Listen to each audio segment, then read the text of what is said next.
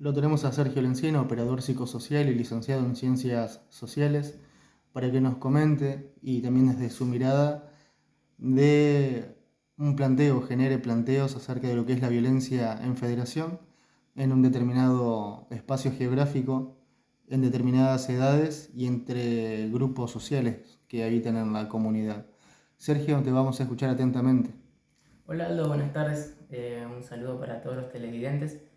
En primer lugar, el concepto central que vos mencionabas es la violencia y cómo se ha vuelto o cómo se ha agudizado como mecanismo legítimo de vínculo.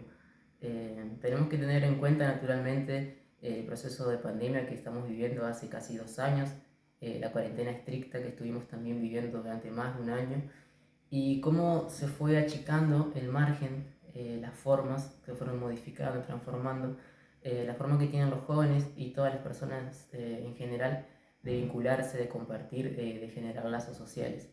Entendemos de que la cuarentena nos obligó a retraernos a nuestro círculo más íntimo y naturalmente cortó con el lazo social y con el intercambio que nosotros como seres humanos estamos obligados a tener a diario, ¿no? Naturalmente esto repercute mayor en los jóvenes porque son edades vulnerables, edades que atraviesan profundos cambios día a día, mes a mes, año a año, y la violencia se explica en gran parte desde ese sentido, desde la no posibilidad de manejar un lenguaje apropiado o no poder contemplar o no poder manejar ciertas frustraciones de una manera que no sea a través del uso de medio de la fuerza, ¿no? También cómo se relaciona lo que es la pobreza o lo que se entiende por pobreza en cuanto a estas circunstancias de violencia y también de enfrentamientos que se suceden. Sí, naturalmente que son conceptos que van de la mano. Para hacerlo gráfico, no es lo mismo un chico o una chica que vive en el seno de una familia que medianamente tiene ciertos problemas estructurales solucionados que otro chico que no los tiene. La carga de angustia, de tristeza y la metodología de la violencia opera con mayor preponderancia en este segundo ejemplo. Como te decía anteriormente, la pobreza y la violencia van de la mano, porque las personas que están en situación de pobreza, de marginalidad, de indigencia, de postergación por ahí, son mucho más vulnerables al impacto de las frustraciones, a lo que pasa en la realidad social, y el hecho de tener que salir a resolver sus problemas, a ganarse la vida en el día a día, con contextos con condiciones que no son favorables, generan todo este tipo de escenario, ¿no? Ujú. También, por otro lado, cómo opera o cómo está ahí presente lo que es la angustia, lo que son las ansiedades, Ujú. las tristezas y otras cuestiones similares a estas en estos jóvenes que son adolescentes y otros están viviendo su primera juventud, pero ya tienen este historial de lesiones, ya tienen este historial de ataques, de muertos también. Sí, la angustia es una reacción natural ante un proceso de frustración o de experiencias negativas. Pichón River, que es un autor que está muy presente en todo lo que es la psicología social, hablaba de que una persona crecerá medianamente sana en la posibilidad de que tenga mayor cantidad de experiencias positivas que negativas, mayores experiencias gratificantes que frustrantes. Desde ese sentido, y si nos posicionamos o si hablamos de los casos en donde la violencia se agudiza, eh, seguramente vamos a ver jóvenes, adolescentes, chicos y chicas que están atravesados por ahí por experiencias que no son las mejores, por verse en situaciones de peligro, por los propios condicionantes de la pobreza y la marginalidad con los que hablábamos anteriormente, y que ante ese contexto la angustia, la ansiedad, por ahí el no saber qué va a suceder mañana, el vivir el día a día, no solamente de los chicos, sino de los propios padres y que se transmite a través de los chicos por el vínculo natural del día a día que se genera entre ellos, están presentes y son un gran regulante de la subjetividad, ¿no? Recién me hablabas que no es lo mismo combatir la pobreza que combatir el hambre. ¿Por qué haces esa diferencia?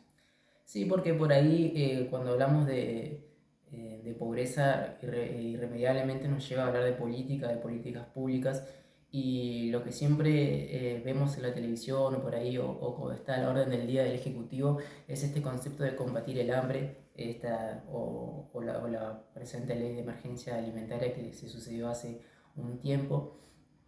Y hago la diferenciación porque no es lo mismo combatir el hambre que combatir la pobreza, porque no es lo mismo que una persona esté bien alimentada a que tenga un cierto nivel de vida que le propicie tener cierta libertad y cierta independencia para poder proyectar, para poder realizarse. Eh, Combatir la pobreza tiene que ver con eso, es decir, con propiciar condiciones y elevar el nivel de vida, eh, garantizar ciertos derechos fundamentales, pero además que la persona tenga cierta libertad para poder elegir y tenga sus propios recursos. Erradicar la pobreza tiene que ver con ese sentido también, no solamente con subsanar la cuestión alimentaria, sino el que una persona pueda nutrirse de capital cultural, de capital social, de capital intelectual y que lo vayan acercando a cierto grado de libertad, ¿no? Ahí es donde se vuelve a lo político, ¿no? Ujú. ¿Cuál? Sí. No, perdón. Ahí se vuelve a lo político. ¿Y cómo definirías la doctrina, la disciplina dentro de todo esto, ¿no? Que muchas veces a las víctimas dicen que la política no está presente en el barrio, que las instituciones muchas veces no se acercan y tampoco la justicia también va. Eh, ¿Qué tenés vos o qué podés decir respecto de este escenario también?